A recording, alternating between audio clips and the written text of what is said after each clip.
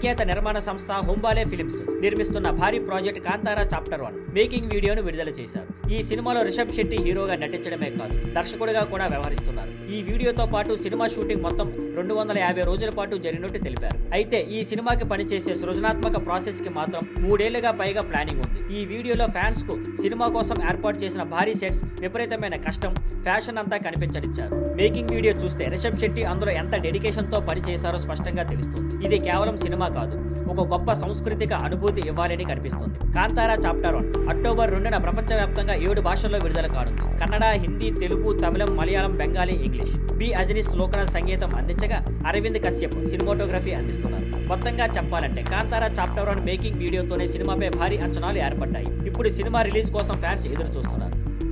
Thank you for watching. Please like, share and subscribe.